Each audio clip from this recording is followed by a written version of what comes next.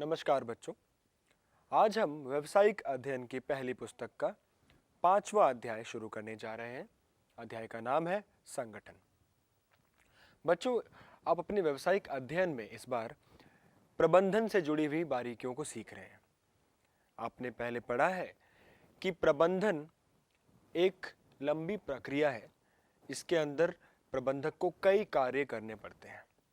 प्रबंधन के कार्यों को मुख्यतः 5 श्रेणियों में बांटा गया है, जिनमें से पहला कार्य आपने पढ़ा नियोजन के रूप में।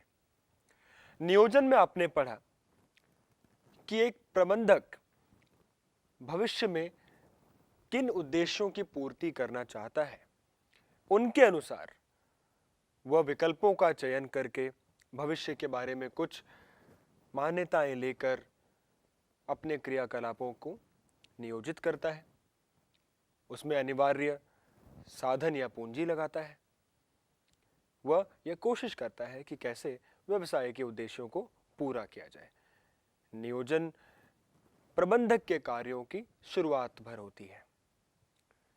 नियोजन करते वक्त जब एक नियोजक या प्रबंधक उद्देश्य प्राप्ति के लिए विभिन्न विकल्पों पर गौर करता है, सामने उपलब्ध विकल्पों के अच्छाइयों व कमियों को आंकता है, उनका आकलन करता है। यह देखने की कोशिश करता है कि कौन से विकल्प में क्या लाभ व क्या हानि हो सकती है। वह इसके आधार पर सर्वश्रेष्ठ विकल्प का चयन करके जब एक प्रबंधक उस विकल्प को क्रियान्वित करने जाता है, तो वहां पर आ जाते हैं उसके अन्य कार्य, जिनमें से पहला नंबर है संगठन के कार्य का। अर्थात संगठन नियोजन के तुरंत बाद प्रबंधक के कार्यों की श्रेणी में आने वाला कार्य है। नियोजन हो जाने के बाद यह तो निर्धारित हो चुका है कि हमारा उद्देश्य क्या है, हम क्या पाना चाहते हैं, उसे पाने के लिए हमने कौन सा विकल्प चुना है। अब बारी है उस विकल्प या उस कार्य को करने के लिए जरूरी संरचना तैयार करना, फिर आगे जाके उसमें जरूरी संख्या में कर्मचारियों को रखना, उनसे काम करवाना आदि। संगठन की प्रक्रिया में हम अपने व्यवसाय या अपने किसी विशेष प्रोजेक्ट आदि के लिए एक संरचना तैयार करने का कार्य करते हैं कि कौन किस तरह के कार्यों को करेगा, कार्यों को कैसे बांटा जाए, किस तरह के कार्य में कितने लोग हों, लोगों के बीच आपस में क्या संबंध हो। इस अध्याय को औपचारिक रूप से शुरू करने से पहले आइए एक छोटा सा उदाहरण भी ले लेते हैं। आप सभी के विद्यालयों में विद्यालय का वार्षिक उत्सव या इस तरह के अन्य कई उत्सव होते होंगे, जिन्हें आप बड़े उत्साह से, बड़ी खुशी से, हर्षोल्लास से मनाते होंगे। लेकिन क्या कभी आपने सोचा है कि यह उत्सव किस प्रकार मनाए जाते हैं, इनका प्रबंधन किस प्रकार किया जाता है, इनके पीछे के कार्य किस प्रकार से होते हैं? यदि आप में से किसी ने कभी ऐसे किसी उत्सव की कार्य समिति का हिस्सा रहकर अनुभव किया हो या देखा भी हो, तो आपने देखा होगा कि विद्यालय के उत्सवों में भी संपूर्ण कार्यों को अलग अलग ग्रुप या वर्गों में विभाजित किया जाता है। जैसे खाद्य समिति वर्ग या ग्रुप, सजावट समिति, टिकट समिति आदि अपने अपने कार्य करते हैं। अलग अलग ग्रुप या वर्गों में लोगों को रखा जाता है, उनकी जिम्मेदारियां तय की जाती हैं, वो किसके प्रति उत्तरदायी हैं ये भी तय किया जाता है। फिर अलग अलग ये वर्ग या ग्रुप मिलकर अपने अपने कार्य करते हैं, मिलकर ये कोशिश करते हैं कि जो हमारा उद्देश्य है कि एक अच्छा उत्सव तैयार करके दें, वो पूरा हो सके। हर कार्य के लिए प्रभारी को नियुक्त किया जाता है, जो अपने नेतृत्व में कार्य कराता है और कोशिश करता है कि उद्देश्यों की प्राप्ति हो। तो जिस प्रकार विद्यालय के उत्सव में इतना कुछ किया जाता है, उसी प्रकार व्यवसाय में भी जो हमारा उद्देश्य है, उसके लिए जो हमें कार्य या प्रोजेक्ट या कार्यक्रम मिला है, उसके अंदर भी हम ऐसे ही कार्यों का विभाजन करते हैं। हम कार्यों को वर्गीकृत करते हैं, लोगों के बीच उत्तरदायित्व स्थापित करते हैं और मिलकर फिर कार्य को पूरा करके उद्देश्य प्राप्ति की कोशिश करते हैं। यदि थियो हेमन की परिभाषा को देखा जाए, तो उनकी परिभाषा के अनुसार संगठन एक ऐसी प्रक्रिया है जिसके द्वारा उपक्रम के कार्यों को परिभाषित व वर्गीकृत किया जाता है। उन्हें विभिन्न व्यक्तियों को सौंपकर उनके अधिकार संबंधों को निश्चित किया जाता है। तो चाहे आप हेमन की परिभाषा को देखें या हमारे विद्यालय के उदाहरण को देखें, एक मूलभूत बात जो निकल कर आ रही है वो यह है कि संगठन में जो भी हमारे पास कार्य हैं उन सभी को परिभाषित करके, वर्गीकृत करके, लोगों को सौंपकर उनके अधिकारों को सुनिश्चित किया जाता है। इस प्रक्रिया को ही संगठन का नाम दिया जाता है। तो क्योंकि संगठन एक प्रक्रिया है तो इसके चरणबद्ध तरीके से कुछ कदम होंगे। आइए इसके उन 4 कदमों की चर्चा करें। संगठन की प्रक्रिया में सबसे पहला कार्य है या कदम है कार्य की पहचान या विभाजन। मान लीजिए आपके सामने एक बड़ा कार्य है, जैसे कि विद्यालय के उत्सव की मैंने बात की। व्यवसायिक तौर पे भी मान सकते हैं कि आपके सामने कोई प्रोजेक्ट है या कोई कार्यक्रम है, आपको नई ब्रांच या शाखा खोलनी है। इस तरह का कोई भी एक कार्य आपने निर्धारित किया। अब उस बड़े कार्य को करने के लिए आपको कई सारे उसके अंदर के छोटे कार्य करने पड़ते हैं। सभी कार्य एक व्यक्ति तो नहीं कर सकते, इसलिए उसके अंदर आने वाले छोटे छोटे कार्यों को पहचाना जाएगा। पहले आप देखेंगे कि उस बड़े कार्य को करने के लिए उसके अंदर क्या क्या छोटे छोटे कार्य आपको करने हैं। उनको पहचानने के बाद आप उनको विभाजित करेंगे। विभाजित करने का अर्थ है आप ये देखेंगे कि कौन से कार्य अलग है, जो अलग है उन्हें आप अलग कर देंगे, जो एक जैसे उन्हें एक साथ एक समूह या ग्रुप में रखेंगे। इस प्रकार आप संगठन की प्रक्रिया का पहला चरण पूरा कर लेंगे कि कार्यों को पहचाना व उनका विभाजन कर देना। अब जब आपने कार्यों को विभाजित कर दिया तो यहां आ जाएगा दूसरा कदम। अब आप देखेंगे कि जो अलग अलग कार्य आपने किए उनमें से जो कार्य एक जैसे हैं, क्यों ना उन्हें एक विभाग का नाम दे दिया जाए। ऐसे अलग अलग विभाग तैयार कर दिए जाए ताकि एक विभाग की जिम्मेदारी किसी को सौंपी जाए, अलग अलग विभाग अलग अलग लोग संभालें, प्रभारी बने उसके, वो अपने विभाग के कार्यों को करते करते संगठन या व्यवसाय के उद्देश्यों को पूरा करने की तरफ भी अग्रसर हो। यानी दूसरा कदम है विभाग तैयार करना, विभागीकरण करना, जो कि तभी हो सकता है जब पहला कदम उठाया जा चुका है। यानी अगर कार्य हमने बांट दिए, विभाजित कर दिए, तो हम दूसरे कदम में उनको विभागों में वर्गीकृत कर देंगे। अब विभाग तैयार होने के बाद आएगा तीसरा कदम। तीसरे कदम में आप हर एक विभाग के अंदर अलग अलग पदों के अनुसार कर्तव्यों का निर्धारण करेंगे कि जो विभाग का प्रबंधक है उसके क्या कार्य हैं, उसके नीचे के पर्यवेक्षक के क्या कार्य हैं, कर्मचारियों के क्या कार्य हैं। तो आप सभी के कर्तव्यों या कार्यों का निर्धारण करेंगे। जब सबके कर्तव्य या कार्य निर्धारित हो जाएं, तो फिर आएगा चौथा कदम, जहां पर आप रिपोर्टिंग संबंधों की स्थापना करेंगे। यानी अब यह देखा जाएगा कि विभाग के अंदर कौन किसके प्रति जवाबदेह है। एक कर्मचारी क्या सुपरवाइजर के प्रति जवाबदेह है, फिर क्या सुपरवाइजर अपने ऊपर प्रबंधक यानी मैनेजर के प्रति जवाबदेह है, फिर क्या विभागों के मैनेजर कंपनी के डायरेक्टर के प्रति जवाबदेह है। तो अपने पूरे संगठन में ये रिपोर्टिंग संबंध की आप स्थापना करेंगे कि कौन किसके ऊपर है, कौन किसके नीचे है, कौन अपने कार्यों के लिए किसके प्रति जिम्मेदारियां जवाबदेह है, कौन किससे जवाब मांग सकता है। इस प्रकार का संबंध स्थापित करना बहुत जरूरी है ताकि सबको पता रहे कि किसे किसके अंदर कार्य करना है, किसे किसी समस्या के लिए किसके पास जाना है, कार्य पूरा होने पर किसके पास देना है, ना हो पाने पर किसको जवाब देना है। यह संबंध स्पष्ट रूप से स्थापित करना अनिवार्य है ताकि कार्यों में कोई बाधा ना आए। इस प्रकार संगठन की प्रक्रिया में 4 कदम निकल कर आते हैं। पहला कदम कार्यों को पहचान कर विभाजित करना, दूसरा कदम अलग अलग कार्यों को फिर विभागों में बांटना, तीसरा कदम विभागों में लोगों के कर्तव्यों को निर्धारित करना, चौथा कदम फिर सभी के बीच रिपोर्टिंग संबंध स्थापित करना। यह है संगठन की प्रक्रिया। अब हम इतना कुछ करेंगे तो कुछ लाभ तो होना चाहिए ना।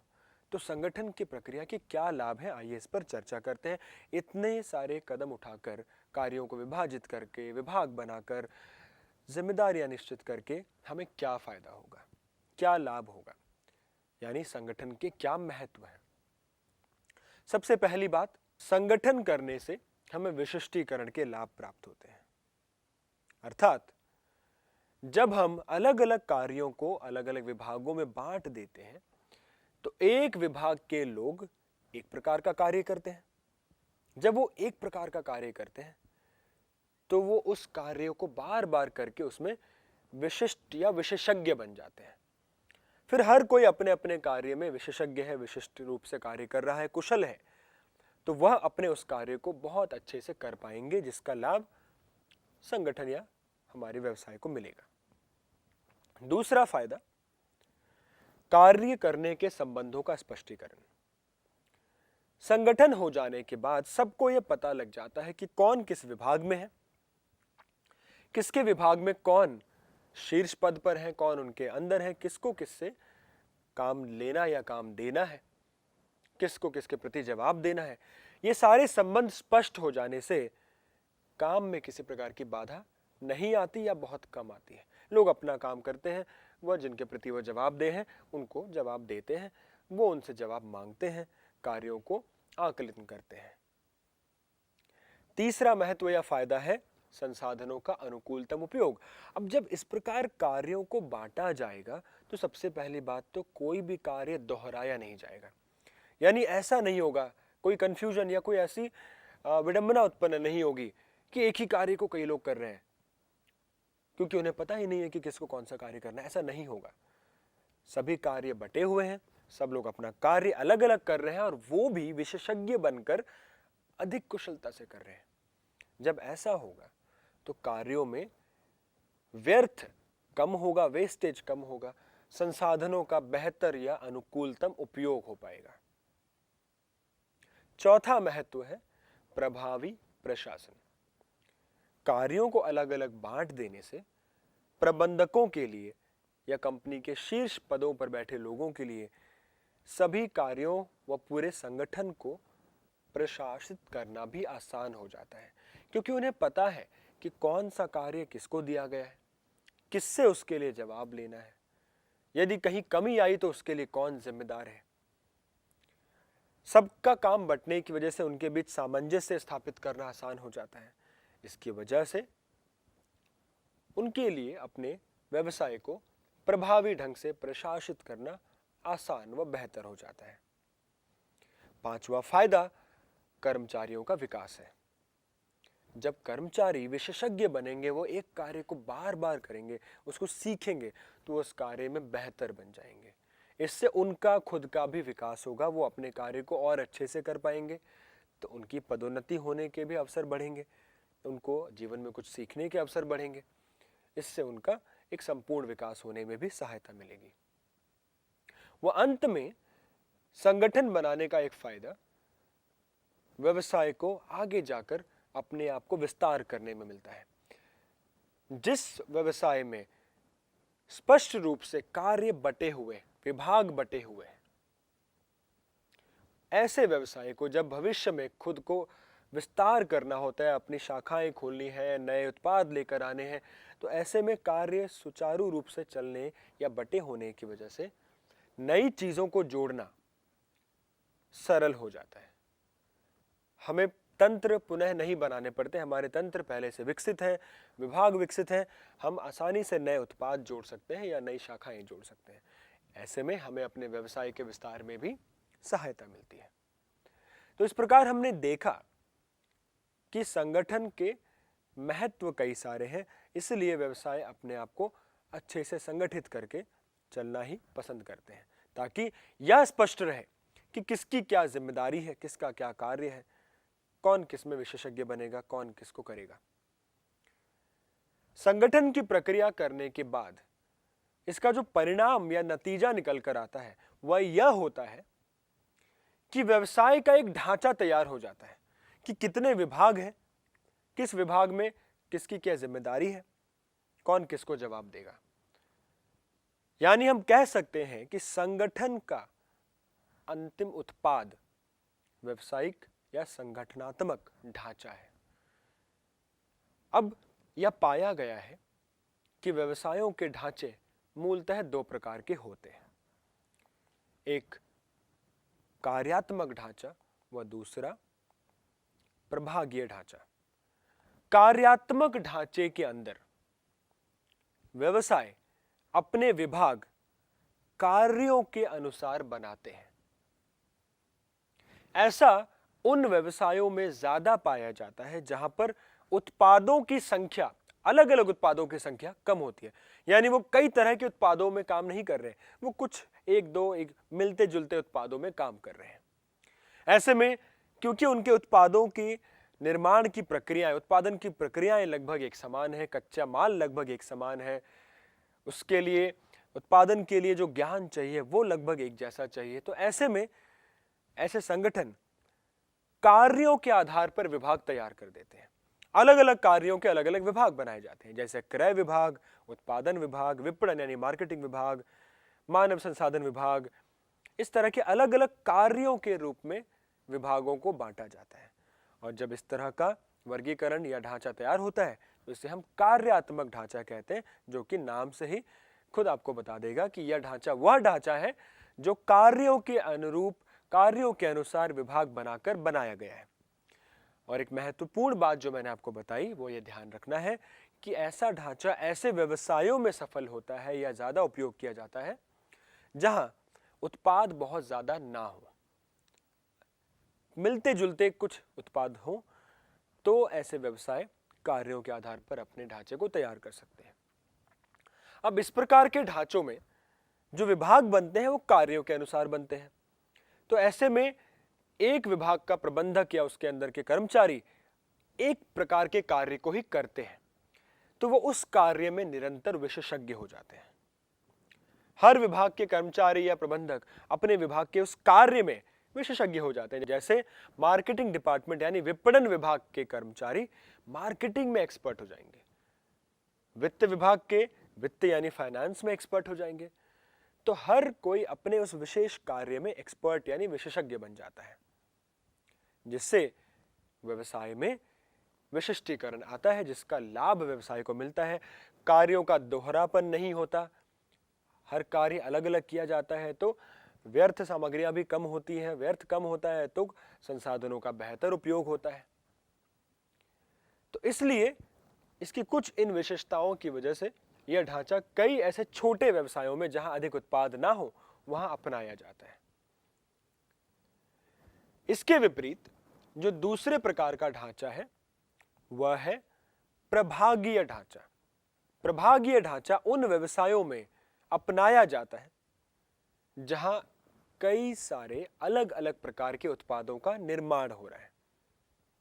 उदाहरण के लिए मान लीजिए एक व्यवसाय है जो एक तरफ प्रसाधन यानी कॉस्मेटिक का निर्माण करता है, वहीं परिधान यानी वस्त्रों यानी कपड़ों का निर्माण करता है, पादुका यानी फुटवेयर का निर्माण करता है, वह अन्य लेदर यानी चर्म से जुड़े चमड़े के उत्पादों का निर्माण करता है। तो ऐसे व्यवसाय में हमने क्या देखा, अलग अलग तरह के उत्पाद हैं, उनकी निर्माण प्रक्रिया, कच्चा माल, उससे जुड़े हुए ज्ञान ये अलग होंगे। जो फुटवेयर यानी जूते चप्पल बनाने में चाहिए वो कपड़े बनाने में नहीं चाहिए या कॉस्मेटिक बनाने में नहीं चाहिए। तो अलग अलग उत्पाद होने के कारण ऐसे व्यवसाय हर उत्पाद को ही एक अलग विभाग बना देते हैं ताकि उस उत्पाद का काम उस विभाग द्वारा ध्यान से अलग से किया जाए। यानी प्रभागीय ढांचे में पहली बात तो यह ढांचा ऐसे व्यवसायों में पालन किया जाता है जहां अलग अलग तरह के उत्पाद हो। दूसरा, इस ढांचे में सबसे पहले उत्पाद के आधार पर विभाग बनाए जाते हैं, जैसे कि आपके सामने स्क्रीन पर है कि इस तरह के व्यवसायों में सबसे ऊपर प्रबंध संचालक आ गया, उसके नीचे 4 विभाग जो आप देख रहे हैं वो उत्पाद के नाम पर है। तो हमने उत्पादों के नाम पर 4 विभाग बना दिए। लेकिन अब यहां गौर करने वाली बात यह है कि प्रभागीय ढांचा बनाने के बाद भी, उत्पाद के आधार पर अलग अलग विभाग बनाने के बाद भी, अब हर उस उत्पाद के विभाग में कई कार्य होंगे। वहां पर क्रय भी होगा, उत्पादन भी होगा, मानव संसाधन भी होगा, विपणन भी होगा। तो कई कार्य हर उत्पाद के विभाग में होंगे। तो ऐसे में हर उत्पाद के विभाग के अंदर कार्यात्मक विभाग भी बनेंगे। यानी कार्यात्मक विभाग या ढांचा तो मूल है, जब व्यवसाय छोटा हो तब वो केवल कार्यात्मक ढांचा अपनाते हैं। व्यवसाय यदि बड़ा हो जाए, उसके कई उत्पाद हो जाए, तो पहले उत्पादों के आधार पर ढांचा तैयार होता है, फिर हर उत्पाद के अंदर भी कार्यों के हिसाब से विभाग बनाए जाते हैं, यानी कार्यात्मक ढांचा देखा जाता है। ऐसे में एक कमी जो यहां निकल कर आती है वो ये आती है कि एक ही प्रकार के कार्य हर उत्पाद के विभाग के अंदर होंगे। यानी मान लीजिए विपणन विभाग फुटवियर में भी होगा, कपड़ों में भी होगा, कॉस्मेटिक में भी होगा, मानव संसाधन विभाग भी सब में होगा। तो एक ही जैसे विभाग अलग अलग उत्पादों के अंदर पाए जाते हैं, तो ऐसा कहा जाता है कि कार्यों का दोहरापन हो रहा है, तो सामग्री, समय आदि की व्यर्थ या वेस्टेज भी हो रही है। अब आइए इन दोनों प्रकार के ढांचों में अंतर करके, तुलना करके आज के भाग को खत्म करें। सबसे पहला अंतर यदि देखा जाए तो रचना के आधार पर हमने देखा कि कार्यात्मक संगठन कार्यों पर आधारित होती है, जबकि प्रभागीय संगठन उत्पादन रेखा पर। उत्पादन रेखा का बच्चों अर्थ यह हुआ कि एक जैसे जितने भी उत्पाद हैं उनको एक उत्पादन रेखा या प्रोडक्ट लाइन कहा जाता है। उनके आधार पर कितने अलग अलग प्रोडक्ट लाइन है हमारे पास, उत्पाद रेखाएं हैं, उनके आधार पर इसके अंदर विभाग बनाए जाते हैं। दूसरा अंतर विशिष्टीकरण का है। कार्यात्मक संगठन में हमने चर्चा की कि कर्मचारी अपने अपने कार्य में, या विशेषकर जो प्रबंधक है वो केवल एक कार्य के बने विभाग का प्रबंधन कर रहा है, तो वो उस कार्य में विशेषज्ञ या विशिष्टीकरण प्राप्त कर लेते हैं। जबकि प्रभागीय संगठन में मान लीजिए परिधान विभाग यानी वस्त्र विभाग का जो मुखिया है, वो वस्त्र विभाग का मुखिया है, उसके विभाग के अंदर अलग अलग कार्यों के सभी विभाग हैं जिनको वो देख रहा है। तो वो किसी एक कार्य में विशेषज्ञ नहीं बन रहा है, वो उस उत्पाद के हर कार्य में विशेषज्ञ बन रहा है, यानी वो उत्पाद में विशिष्टीकरण प्राप्त कर रहा है। यानी विभागीय ढांचे में कर्मचारी या प्रबंधक उत्पाद विशिष्टीकरण प्राप्त करते हैं।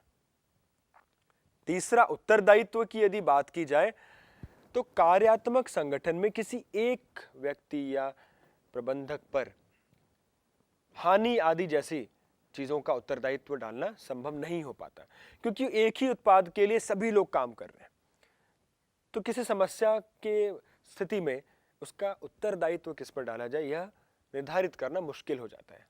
लेकिन विभागीय ढांचे में यह थोड़ा आसान होता है, क्योंकि एक उत्पाद के लिए एक पूरा विभाग जिम्मेदार है। उस उत्पाद में कोई समस्या या हानि होने पर उस उत्पाद के विभाग के मुखिया या उस विभाग को जिम्मेदार ठहराया जा सकता है। चौथा अंतर प्रबंधकीय विकास का है।